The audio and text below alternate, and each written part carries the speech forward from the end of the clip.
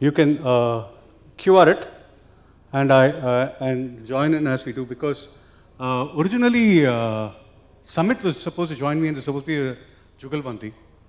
Then Vijay called me and told me you're only a Taniya Vartanam. So why not make it a Goshti? And therefore, you can join and be part of it. If you just do this thing, it'll help you be part of it. Got it? Everyone got it? It'll be there even as we go on, but you can join here. The slide thing is not working? Okay. So I've sort of renamed this talk as Understanding the Patient Response to Your Care. A lot of time when we talk about patients being difficult, patients are not adhering, patients are not doing this, patients are not listening to what we tell them. It's a talk that we have talked about improving adherence, improving compliance, all of that. But a lot of times, we forget that there's another side to this whole story. So I thought in the next few minutes I will talk about that side of the story. So if you feel offended, please feel offended. That's the whole idea. Okay. Here's a 73-year-old man you're seeing for type 2 diabetes. He has diabetes for the past 15 years. He's seen 3 doctors in the past 5 years. He has come to you. Each of their notes says that he's non-compliant. Pleasant man, loving family, and multiple OHAs and insulin increased over time. So you see him, you talk to him, you simplify his regimen, write for tests. 2 months later, he comes back with his daughter who lives across the town. Sugars are still elevated, and then you ask him, are you taking your medicines regularly? Oh, how many of you have seen a patient like this? All of you, right? He gets very upset. No, doctor, please solring. Right? Daughter starts crying that it's very difficult, sir. I come once a week. I live across the town. But he fights every day with me if I ask him. I call him every night to see if he's taken his bedtime insulin. He gets very upset. Right? Okay? You can type, how will you improve the adherence of this patient? What will you do in your practice? Someone can speak, but the best thing is to use, it'll come here. Anyone? What do you want to do for this patient? What do you think is happening? What do you want to do for this patient? He's got depression. No. How will you improve this patient's adherence? Reassurance, right? Anything else? So it's you reassure him, he goes home, comes back 2 months later, same. Follow up. You asked him to come back. You called him 2 weeks later. You asked him, are you taking his medications? He got angry with you again. Okay, you sent him to you talked to him about diet. You sent him to the dietitian. She gave him a diet chart. Asked him to take 3 idlis in the morning, 1 cup of rice in the afternoon, 1 sundal in the evening. Correct? Anything I missed in the boilerplate? Nothing happened. I put a CGM. Okay. Explain the consequences, admission and treatment. You admitted him for 3 days, everything was fine. He went home, everything became this thing. Anonymous sent text message. He sent you back, but don't disturb me. Reassurance. Everybody is saying the same thing. Okay. I want to talk to you about this particular part. As you get older, everybody talks about age being a number. Don't believe it. This Instagrammers think age is a number. It's not. As you get older, your age is the surest way that nature says she's ready to recycle you. Right? As we get older, and diabetes has 4 parts here. Memory, learning, mental flexibility, and executive function. Executive function is one of the things that we really don't think about. That as people get older, their ability to problem solve, to understand complex instructions, to change old habits and start changing new habits, all differ. This is a person who has cognitive dysfunction, right? That is why she is being difficult. So the simplest thing is, a lot of times when we don't know what to look for it, we fail to look for it.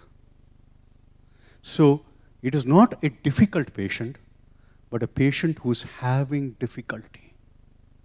When you see patients who are suddenly going to 3 or 4 doctors, who have been model patients in the past, who have suddenly lost control, right? Lost a member of the family. Depression is one of it. But cognitive dysfunction is something that happens to all of us, a little more accelerated in a diabetic. So I just wanted to tell you that not every non-compliant patient is non-compliant. They have a problem. Fair enough? Good point? எல்லாருக்கும் coffee கொடுங்கப்பா. So my first lesson for care is there is usually a cause if you care to look for it. I'm just turning everything around. You know, a lot of times, you know, we label people. We need to start thinking about different things. Okay, ready? Second patient.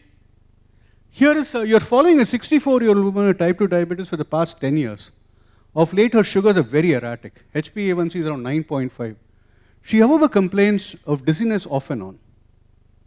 She denies any major problems. She takes her medications, including insulin, regularly. She has lost her husband 1 year ago. Her son now accompanies her regularly. He comes, he sits there, he is there with her.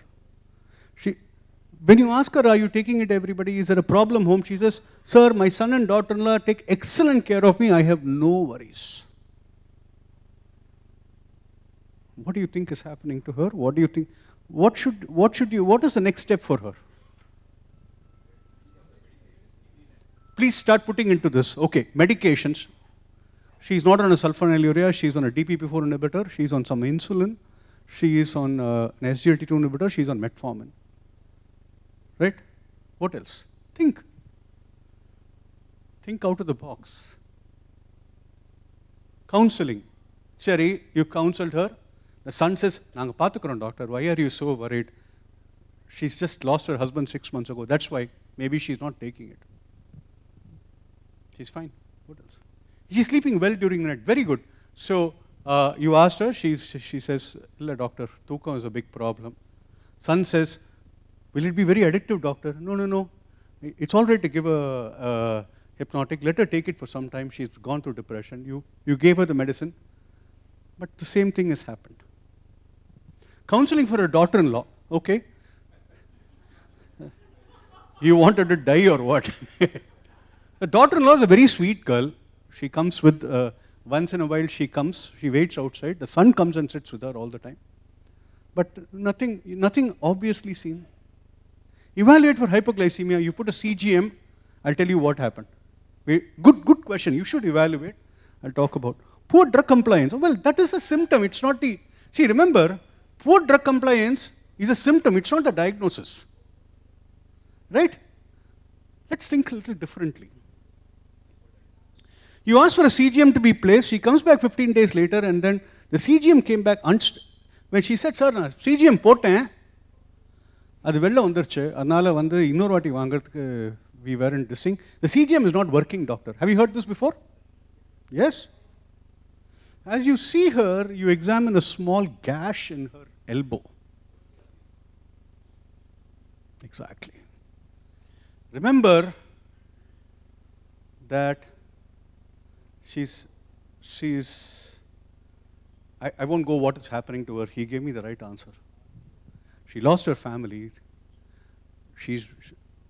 Elderly have several problems, and people who are vulnerable have several problems. One is depression, right? Depression, severe depression cause it. People have, every year there is, you know what UAS is? When I first started coming from India to US, I would be the only person in the business class from India. From round about the 2000, you will find that lots of, the Lufthansa would become the Mami service. In India, it is called unpaid IR service. People will go, they are like summer birds going to US. Why? Because during the summer, when their children are on leave, these guys have to provide daycare services. Okay, will your son, sir, give me 6 months medicine, sir. அங்கே போய் test பண்ணுவீங்களா? No, no, sir. There everything is expensive, sir.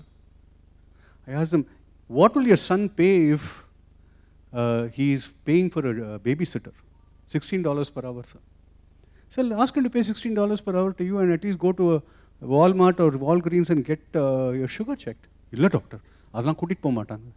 They go for 3 months, stay from morning to evening, and once a week with everybody they will be taken to a restaurant. Once a month they will go to a temple. This is all that will happen. But here it is even worse. Today the family system is broken. This woman has been beaten up by her, not by her daughter-in-law, but by her son itself. Elderly abuse is not unknown. People's life changes, they become vulnerable. Always find out. We only listen, we will understand it. What I'm trying to say is, before you label people as compliant, non-compliant, adherent, non-adherent, look for a pattern. Right? Second, many people, they have spent their entire money paying for their kids' education. Now, the moment they are retired, they don't have money to buy drugs. They'll say, we'll go to chief minister's or prime minister's thing. There also now local corruption has happened. They get substandard medications. Correct? Many do not take their medication, not because of that. They have lived well. Now they can't. And they have difficulty telling their family. Many times, they live alone. They are not able to cook a meal. They have to get food from outside. So life is tough. Life is not just diabetes. Diabetes is a part of life, but life is something else. So, my second point is, life can be cruel for the vulnerable. Before you label them, recognize it. This is an extreme example, but I promise you there are enough examples in our own lives. If you ask people in this hall, there will be 1 or 2 examples of these happening. How do I treated it? Well, I took her into our examination room and I asked her, is something going on? What is happening? Dara daraya kottal. Then, does your daughter treat you well? Yes. Can you call her? She called her daughter. She now lives with the daughter. The daughter took her home. Here, eppadi doctor vandu ponnu veetla poi irukkuradhu. The son is undergoing counseling right now. Okay. A 40-year-old woman approaches you for inability to lose weight.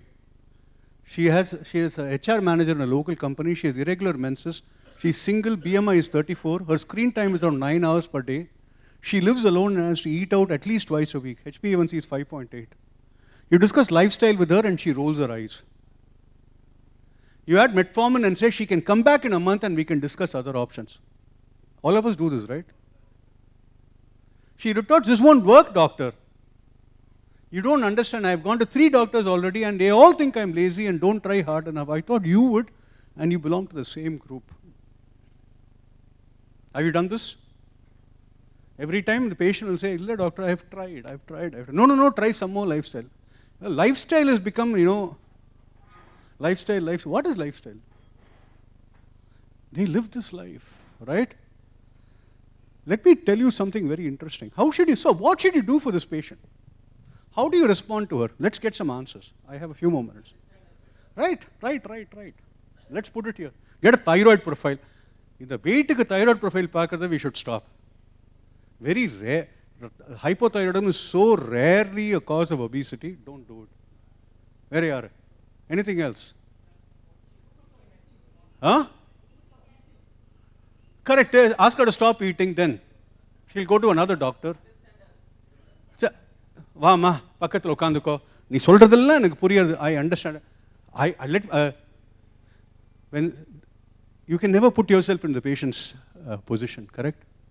What are you going to understand? You don't even understand your own wife. How will you understand her? Actually, you don't understand your own wife. That is. Don't waste time. Why would you not waste time?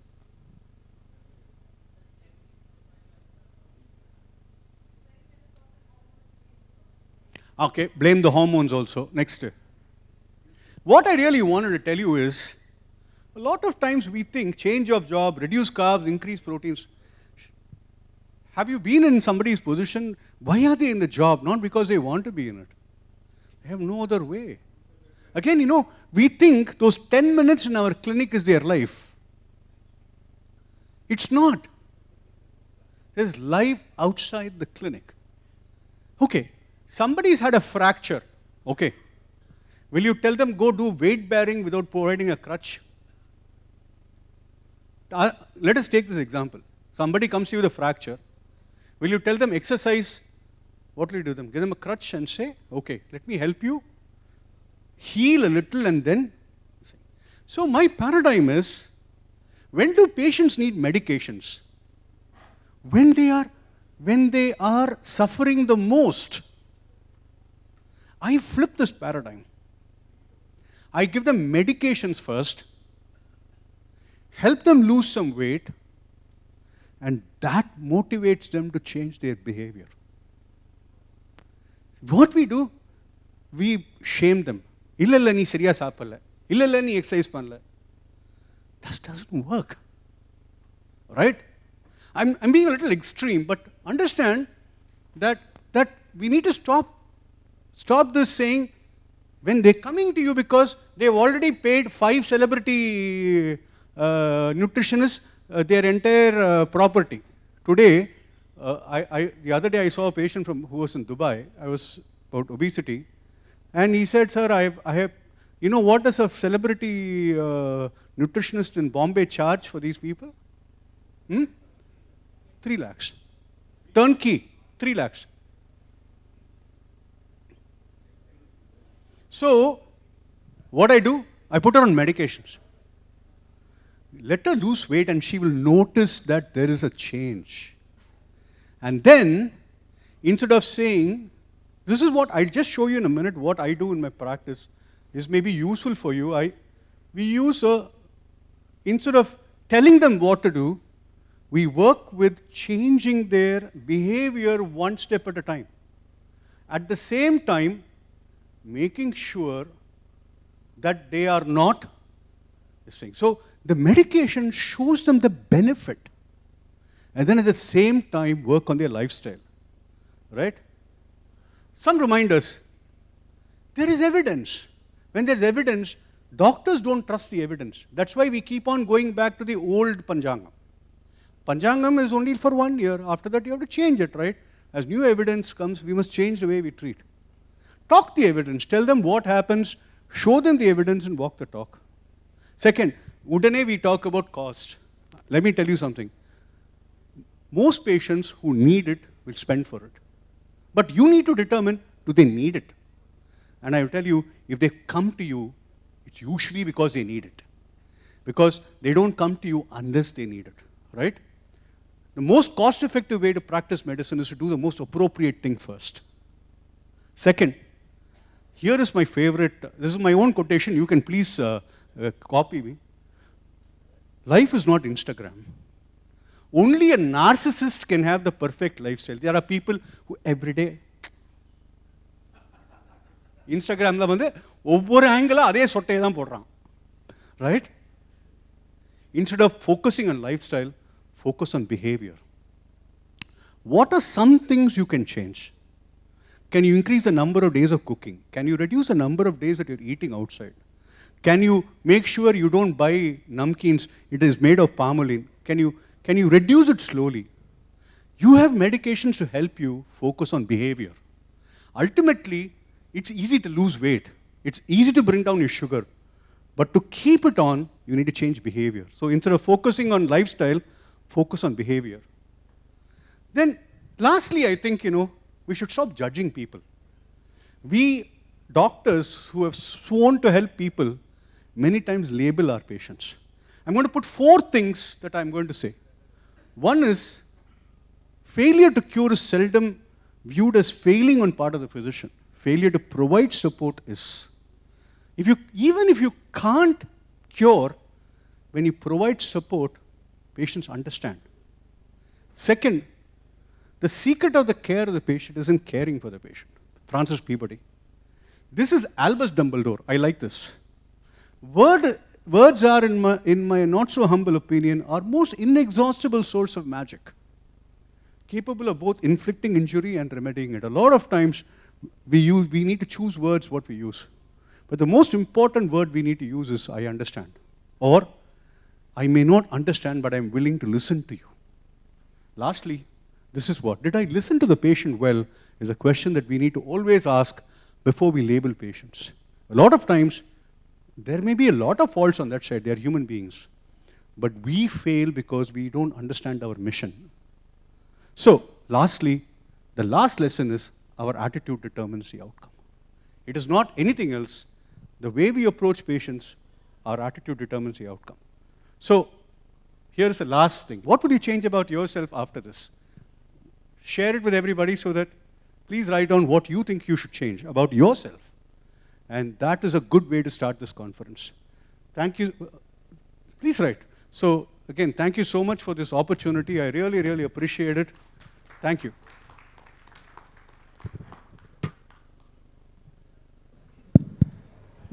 Thank you, Dr. Krishna, for your thought-provoking lecture. A lot of interesting points, a lot of carry-home points for your practice. Thank you.